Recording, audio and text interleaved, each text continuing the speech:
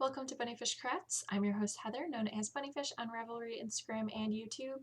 Today is Monday, the 31st of August, 2015, and this is episode 144, Goals Failure.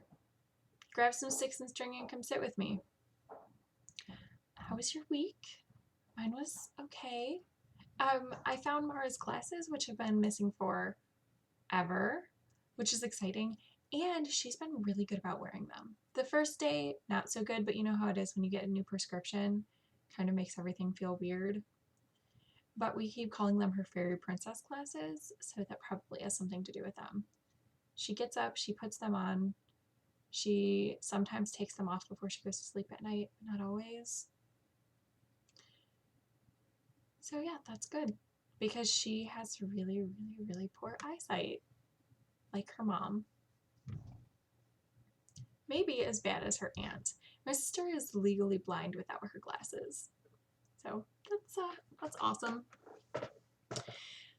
Other than that, I don't think anything. Oh no! Something else did happen. We went to the library last week and we made some friends, which is exciting because usually when I go to the library, people are very cliquey. Like, they don't want to talk to you if you're not part of their group, which has made being here very difficult. I talked about this like 2 years ago or something on the podcast. But we met a lady who has 2 children, both much younger than Mara, but Mara doesn't care. You're back. Very cool. And we have a tentative play date scheduled for tomorrow. So that's kind of awesome. She just moved here from Canada, so she's also a transplant.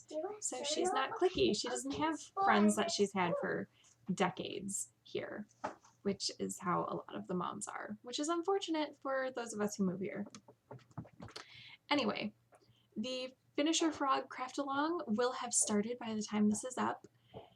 That's exciting. The tag for that is BPHFOF, and it will run September 1st through November 30th. All of the rules are in the chatter thread, and they will be in the finished objects thread, which will be linked in the show notes. I have a lot of projects for that. We were discussing in the chatter thread this week the possibility of having a cross-stitch sewing sort of category added to it, and I am completely all right with all of that being put in the chatter thread, but this is everybody's craft along. So before I make a final decision on whether or not those will be eligible for prizes, I wanted to ask all of you guys how you feel about cross-stitch sewing, that sort of thing. And Allison brought up a fabulous idea for the December craft along. It's not really a craft along. It's going to be, oh, I can't remember what she called it. It's brilliant though, and I'm going to steal the name next week. But it is basically a finishing along, like weaving in ends, that sort of thing, for December, which is perfect because that's when holiday crafting is going on. And I have ends to weave in on a lot of projects because I hate weaving in ends. So I'm just going to save it all until December because that seems responsible. But hey, Allison said it, so I'm going with that. All right, I did not finish anything this week. 0 things were finished, which is a little disappointing because I had 4 projects left on my blanket. Today is the last day of the month. I have never had half of my projects still on the blanket at the end of the month. 1 project, maybe a knitting project and a spinning project on at the end of the month I've had before, and I'm like, oh, that's not so good. Last month I had 2 knitting projects, right, on at the beginning of the following month, but this month I have 4 projects that did not get finished. It's kind of awful. So I'm trying to decide right this minute if I should just move those things onto the blanket and then add a whole new slew of projects onto the blanket, or if I should give myself a lighter than normal new project load tomorrow than I normally would because I didn't finish this month's stuff. I don't know. We'll see. If you're on Instagram, you'll know the answer tomorrow. But I made decent progress on the knitting portion of what was on my blanket. I did spin on everything, but a very little bit. I'm not even going to take pictures this week because it's not worth the effort, really. I think I did like 5 minutes on each project, and that's it. But I did knit a lot. So here is the child tube socks, which is a recipe by me, and I will be starting on those numbers tomorrow. The yarn is 716 knit, 716 sock in the television counts as a place colorway. That is where I was last week. Finished sock number 1. And I started sock number 2. I started these on the DPNs I got a couple weeks ago. Nope, last week. The DPNs I got last week, the collage square needles. So I started them on the collage square needles, and they are really, really different. Obviously, I didn't do very much. I only did the toe on them, but they're really strange. I'm reserving judgment until I can make a larger project because toes are fiddly anyway, but they're shorter than the normal DPNs I use, so that took a little getting used to. They still fit in my hand, but they were shorter, and they're super duper pointy, like crazy pointy, like maybe too pointy. I don't know yet because I haven't made a full project. But the square shape did sit nicely in my hand, so there is that. Reserving judgment though, again, until I can make a full project using them.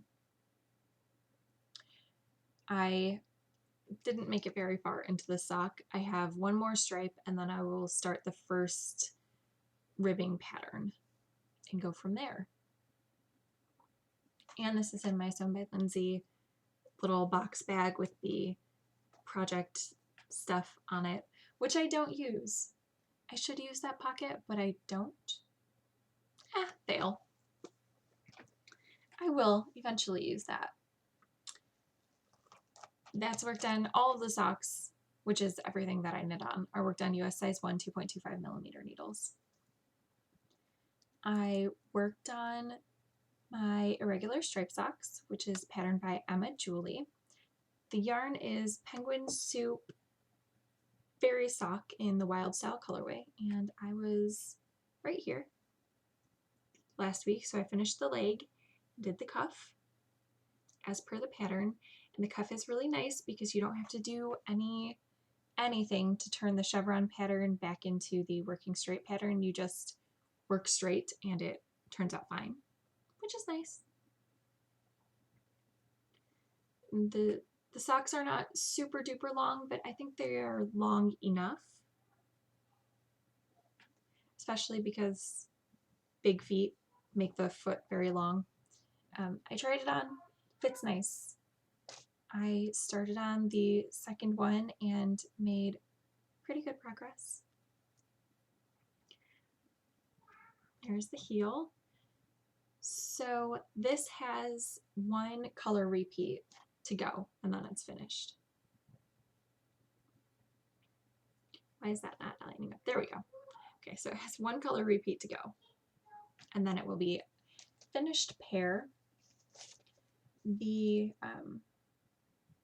I could have this finished today and have it get off of the blanket, but a viewer generously said that I could put my projects in the Finisher Frogget prize thread, and if I drew my name, she would give me a prize, and then of course I would redraw to give prizes. But how exciting is that? So even though I could totally finish the sock today because it's only one stripe repeat, I mean that's very little knitting on a sock. Even though I could finish it today, I'm not. I'm going to finish it tomorrow, and it will be my first entry into the Finisher Frogget because I hope that you guys are doing that too, stacking it so that you'll have good numbers in the Finisher Frogget thread, so lots of prizes. So yeah, that's why that particular project, that's why it's going to be 4 projects on the blanket instead of 3 at the end of the day. And I'm kind of like, oh, but I could have one project off, but I could have a chance to win a prize. So it'll be okay. I also did a quite a bit of work on the Thank You Sarah sock by Heidi Nick. This is a sample for Leading Men Fiber Arts, so I'm using their showcase base in the Sprightly Endeavors colorway. This is where I was last week, and I have knit all of that. I'm pretty excited because, as you can see, this sock is not it's not a vanilla sock. It's got twisted stitches and cabling and texture, all sorts of everything. So that is a lot of progress. I wanted to have this first sock done by today, and I might be able to because this is going to be my focus project today. So I'm going to make even more progress on this today. I'm not very far. I'm on the foot. Here's the heel. So just taking a rough measurement against my hand, it's about half length. About. Because I have really big hands. So that's, making good progress. It's a beautiful, beautiful sock. But it's a beautiful sock that looks like a lot of work and is a lot of work. It's kind of intuitive, but kind of not intuitive. I still have to check the pattern a lot, but it's not too bad. And now that I'm on the foot, at least the bottom stitches aren't twisted stitches, so that goes faster. The pattern is really, really lovely though. And the yarn is lovely too. Look at that color. Now that I've split it off, now that I'm working it one at a time, I'm enjoying this knit much more. Don't think that I'm taking up knitting socks one at a time though, because I'm not. Fully intend to knit the next pair that I'm casting on starting tomorrow on Magic Loop. I'm really tempted to cast it on tonight so I can get 2 entries for that one, but I'm not going to. I'm not casting on anything new until tomorrow, even though there could be new entries. I also worked on the Frankenstein socks. I did the cuffs and the upper tubes for Lorraine, so using the purple yarn. And yesterday we had a trade-off. Claire wasn't finished with the part that she had been working on, which is fine. Life gets in the way. Sometimes things can't happen. And she was doing toes and heels, which, if you're not used to that sort of thing, can be kind of tricky. But that just means that she didn't get to trade off yarn. I gave her Lorraine's yarn so she can use that next. She has my yarn, so my socks aren't getting worked on, but they wouldn't get worked on this week anyway because Lorraine is doing Sock Sniper, which I think is a really, really fun idea. And I'm always like, ooh, maybe I'll join, but I have too much that I want to get done this coming month. So I didn't join because I would have to prioritize that knitting, and I just don't want to.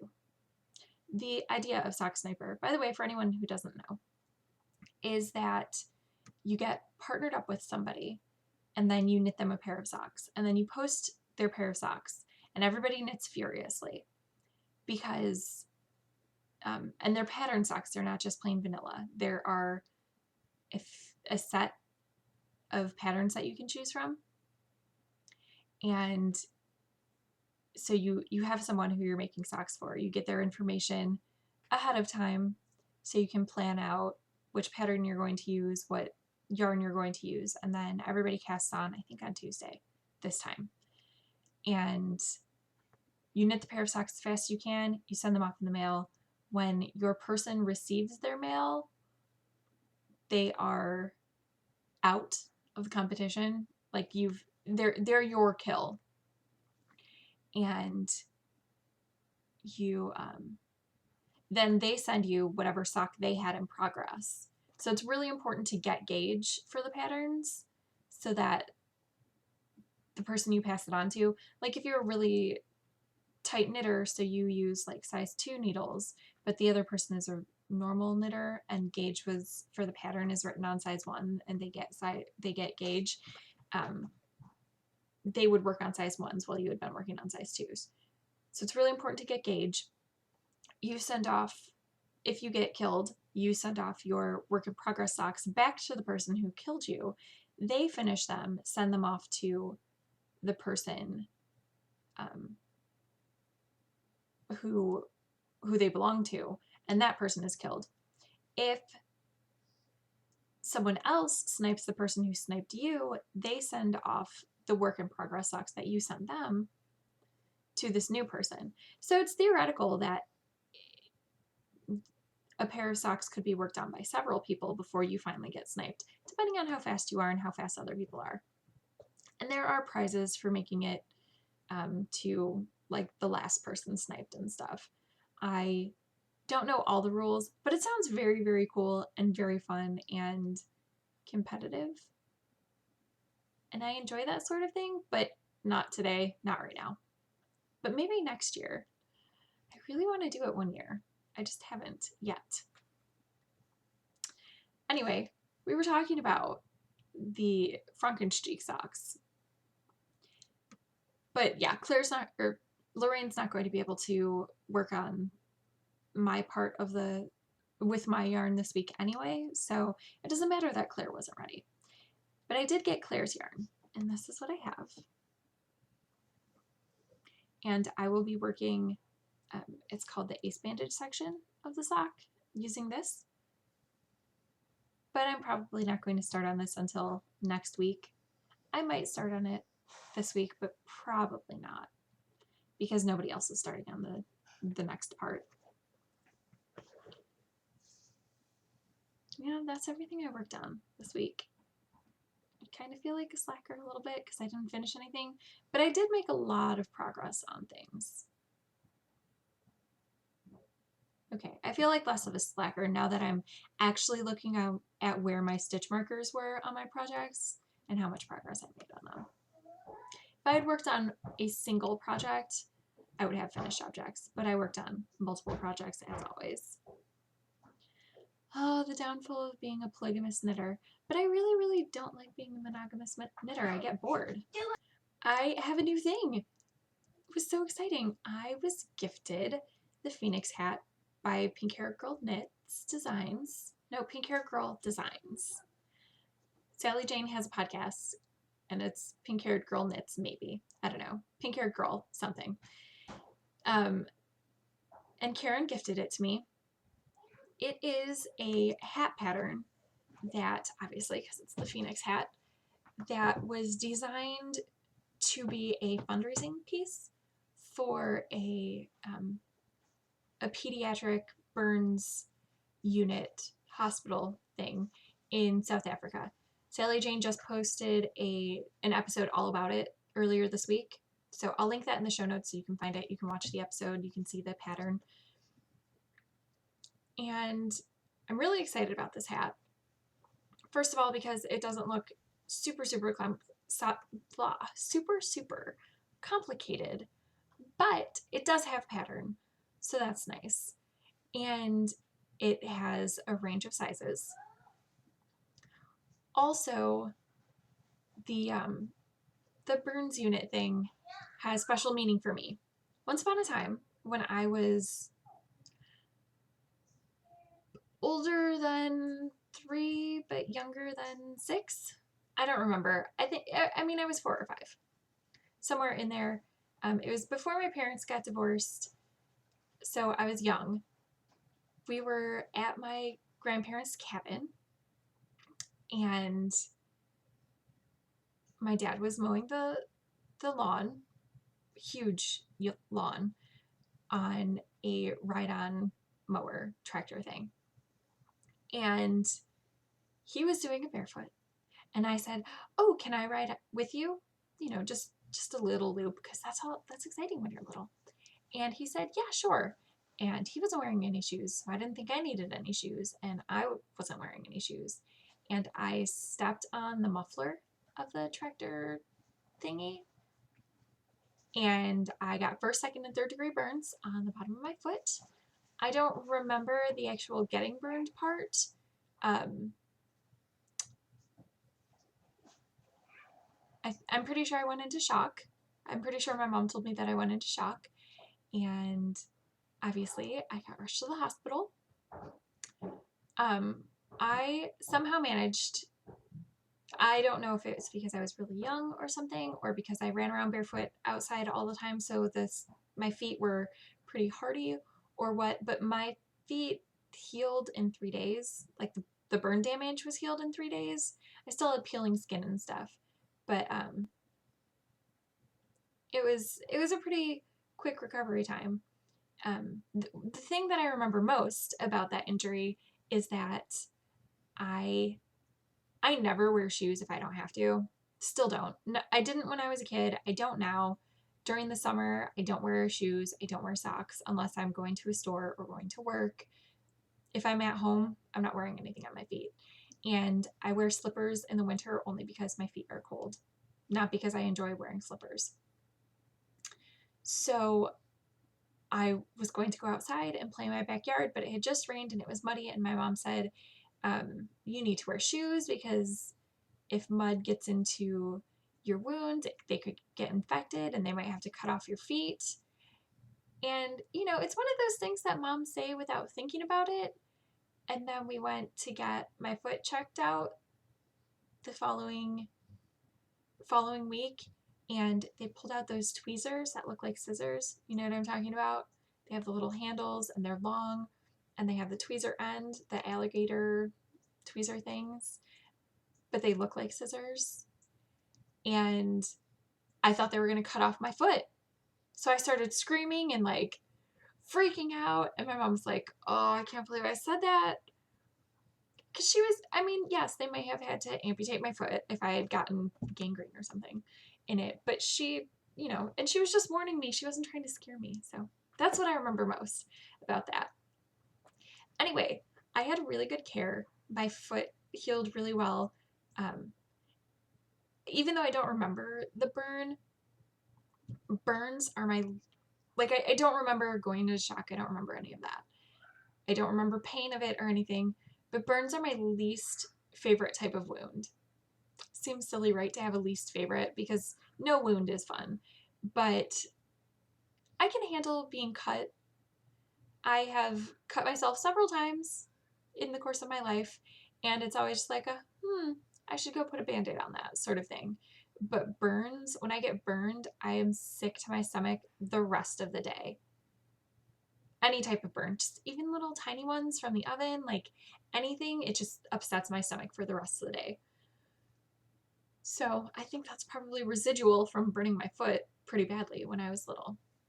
Anyway, because this is to raise money, this pattern was made to raise money because Sally Jane, her daughter Rachel, is part of a ambassador youth program, and Rachel set up with Sally Jane a thing. I'm not very eloquent today. A thing to collect funds to create things to help the burn unit. It's not just donating money. They use the money from this to create, they're called Sweetie Cups, which are cups full of goodies for the kids. And then they also knit hats for the kids because a lot of the burns happen during the wintertime. And they create, mostly the money goes to buying supplies to create packs for the moms because the moms are encouraged to stay and help take care of their children, cleaning wounds, offering comfort, that sort of thing. So being sanitary is very important. So Sally Jane and Rachel make these packs that have toiletries and also hand knit washcloths for the women, and that costs money to get all of the supplies. So that's basically what the money is going for. The hospital has a very small kind of a budget because one of the doctors set up a fund to help cover that, to help cover supplies and stuff, but they also cover other things that fund does. So Sally Jane wants to help that fund to be able to stretch further for the other things by taking care of this part of it. So I want to gift the pattern to 2 people. It's a very inexpensive pattern, and I wish I could gift it to everybody, but I can't because I have bills and children. But for 2 people, I would like to gift the pattern. So comment in the episode thread for this if you are interested, or on YouTube. Either way, episode thread or on YouTube. I'm not opening a specific thread for the giveaway.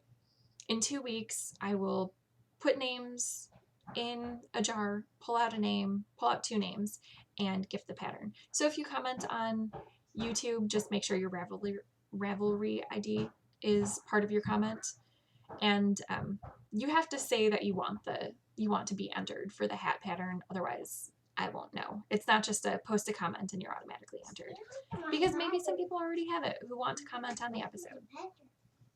You made a letter? That one's mine. Yep, that one's Mara's. Mara is obsessed with making letters. So what she does is she takes paper, she puts glue in it, she folds it up, and she puts names on it, and that is her name. You see it? M-A-R, and this A is kind of slanting a little because she ran out of room. But yeah, that's Mara's letter. Cool. Go put your letter in your room. Let's see. What else? Okay, so yes, hat pattern. I would love to gift it to 2 people. And I encourage people to go out and buy it, because burns are, as Sally Jane said, it's not the cause that gets a lot of attention, but it can be really devastating, especially for the kids in this area, because a lot of them are low income. When the burns happen, they lose everything. Oh, I almost forgot some knitting. So I feel kind of awful about this, because, well, I don't feel awful. I feel guilty, because last week so many people in the episode thread said such nice things about my modular knitting and how they enjoy seeing it, and I did very little this week. I finished the 1 barn raising square. I did very barely start a new one, but I think I did the setup row and setup round and 2 subsequent rounds. I barely touched it at all, and I didn't make any hexapuffs. It wasn't a modular knitting week. But anyway, I did make this square, and that mini skein that I had last week took me through this orange color, and then this yellow color is yarn from Christine, because the skein was too small, and I didn't want to do that thick of a black border. That would have been too much. If it's like 2 rounds extra that I need the black border for, I usually do it, but this would have been 5, and that just would have been too much. So I did finish square number 37 and barely started 38, but yeah, I feel kind of guilty because everybody was so nice and said they liked seeing all the modular knitting, and then I didn't do any modular knitting. Sorry guys. Next week there will be modular knitting. I was just so focused on trying to finish these projects, and then I didn't. I read 2 books this week though. I had started The Darkest Part of the Forest last week by Holly Black, and this book took me all week to read, not because it's particularly long or boring, but because I like it so much that I just didn't want to read it all. I just didn't want to read all of it all at once, and here's Molly, that's her face, and have it be over, because it's not part of a series, I don't think. I could look into it. It's not part of a series, it's just a really good book. And do you have this where when you're reading a book that you really like, you kind of slow down on your reading so that it lasts longer? I'm very sad that it's finished. And Molly doesn't care that I'm recording a podcast. She would like to have all the affection. The other book that I read is The Good Neighbors. It is the second book in the series, It's by Holly Black and art by Ted Nefe. I don't know how to pronounce that. It is a graphic novel. So I read it last night before bed. It went very quick. I don't know if there's a third one. I hope there is. I'll be checking it out from the library hopefully tomorrow if there is. I really, really am enjoying it. The story is very good. And again, it's very thin, even for a graphic novel. And it's a graphic novel, so there's not a ton of words to read per page. I really like both of these books. And now I don't have anything to read by Holly Black. And I don't think she has anything that I haven't read yet, unless there's more of these. But I'm going to check, and I will find out. The last thing I have is a podcast recommendation. The podcast is Yarn On Over with Emma, who is Emma the Band Geek on all the places. She is in high school and adorable. She's from Kentucky, so she lives not too far from me. And really enjoy her podcast. She spins a little bit and knits a lot. Very enjoyable. She is pretty well spoken. And she's adorable. So go check her out. I will, of course, have a link in the show notes to her podcast. I hope you made something fantastic with your sticks and string, and I will see you next week. Bye!